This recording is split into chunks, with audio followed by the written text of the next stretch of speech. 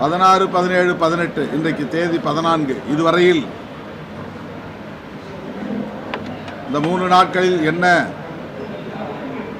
செய்யப்போகிறார்கள் என்பது குறித்த எந்த அறிவிப்பும் செய்யவில்லை. இதெல்லாம் மரபுக்கு மீறியது, மரபுக்கு எதிரான நடவடிக்கை, மரபு மீறலாகும். இடையில் ஒரே நாள் தான் இருக்கிறது. ஆனால் இதுவரையில் லிஸ்ட் ஆஃப் பிஸ்னஸ் என்ன என்பது அறிவிக்கப்படவில்லை. என்ன மசோதாவை அறிமுகப்படுத்தப் போகிறார்கள்,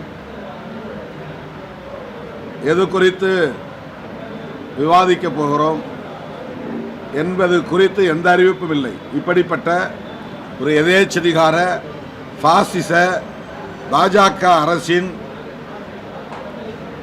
சதி அரசியலை முறியடிக்கக்கூடிய வகையில் எமது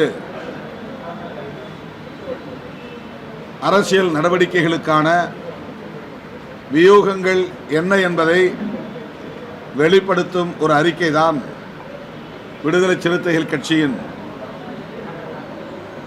கொள்கை அறிக்கை. அதில் நாங்கள் இருமொழி கொள்கையை வலியுறுத்துகிறோம்.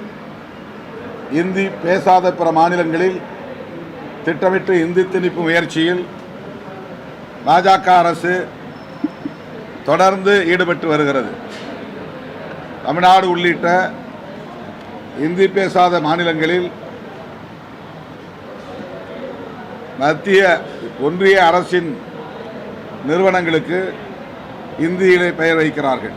ரயில்வே, விமான நிலையம் உள்ளிட்ட பல பொது துறைகள், ஒன்றிய அரசுக்கான நிறுவனங்கள் ஆகியவற்றுக்கு இந்தியிலேயே பெயர் வைக்கிறார்கள். இந்திய ஒன்றிய அரசு அறிவிக்கக்கூடிய திட்டங்கள் யாவற்றுக்கும் இந்தியிலேயே பெயர் வைக்கிறார்கள். இவையெல்லாம் திட்டமிட்டு ஒரே தேசம் ஒரே மொழி என்கிற நிலையை எட்டுவதற்காக செய்யப்படுகிற முயற்சி. இந்தியா என்கிற ஒரே தேசம், இந்தி என்கிற ஒரே மொழி, இந்தியா என்கிற ஒரே தேசம், இந்து மதம் என்கிற ஒரே மதம், இந்தியா என்கிற ஒரே தேசம், இந்துக்களின் கலாச்சாரமே இந்தியாவின் கலாச்சாரம் என்கிற ஒரே கலாச்சாரம். ஆக இங்கே பன்மொழி, பல மதம், பல கலாச்சாரம் என்கிற பன்மைத்துவமே கூடாது என்று எண்ணுகிற ஒரு பாசிச அரசு இங்கே செயல்படுகிறது. இது இந்திய அரசமைப்பு சட்டத்திற்கு எதிரானது. ஆகவே பாசிச பாஜக அரசின் நடவடிக்கைகளுக்கு எதிராக, அவர்களின் சதி முயற்சிகளுக்கு எதிராக எமது கொள்கை நிலைப்பாடுகளை நாங்கள் எங்களுக்கான போராட்ட வியூகங்களாக அறிவிக்கிறோம். இருமொழி கொள்கையை நடைமுறைப்படுத்துவோம் என்பது. அதேபோல கடல், கனிமம் ஆகியவற்றை இந்திய ஒன்றிய அரசு தங்களுக்கான சொத்தாக கருதி அதற்கேற்ப சட்டத்திட்டங்களை வரையறுக்கிறார்கள். கூட்டாட்சி தத்துவத்திற்கு எதிரான நடவடிக்கைகளில் ஈடுபடுகிறார்கள். மாநில அரசுக்கான அதிகாரங்களை தட்டி பறிக்கிறார்கள்.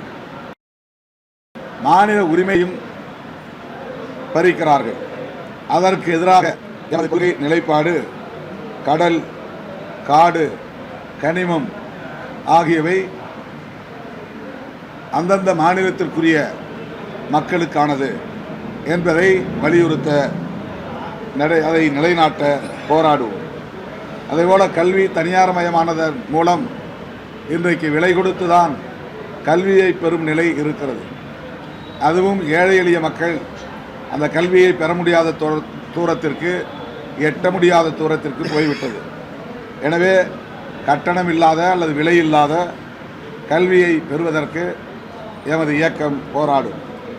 மருத்துவம் மிக மிக கல்வியை எப்படி நாம் மிக இன்றியமையாத ஒன்றாக பார்க்கிறோமோ அதை போல மருத்துவமும் மிக இன்றியமையாத ஒரு தேவை. அது மக்களுக்கான, இந்திய குடிமக்களுக்கான அடிப்படை உரிமையாக ஆக்குவதற்கு விடுதலை சிறுத்தைகள் கட்சி போராடும், குரல் கொடுக்கும். இடஒதுக்கீடு என்பது மக்கள் தொகை அடிப்படையில் உயர்த்தப்படவில்லை. 2011ஆம் ஆண்டு மக்கள் தொகை கணக்கெடுப்பு, அதன் பிறகு 21 மக்கள் தொகை கணக்கெடுப்பு நடத்தப்படவில்லை. கொரோனாவை காரணம் காட்டி தள்ளி வைத்தார்கள். இப்போது 2031 தான் இனி மக்கள் தொகை கணக்கெடுப்பு வரும். இந்த மக்கள் தொகை கணக்கெடுப்பை நடத்தி முடித்த பிறகுதான் பெண்களுக்கான இடஒதுக்கீடு தொடர்பான சட்டம் கொண்டு வருவோம் என்று சொன்னார்கள் கடந்த நாடாளுமன்ற கூட்டத்தொடரில். ஆனால் அதற்கு மாறாக இப்போது மக்கள் தொகை கணக்கெடுப்பு நடத்தாமலேயே பெண்களுக்கான இடஒதுக்கீட்டை கொண்டு வருவதன் நோக்கம் என்ன என்பது விளங்கவில்லை.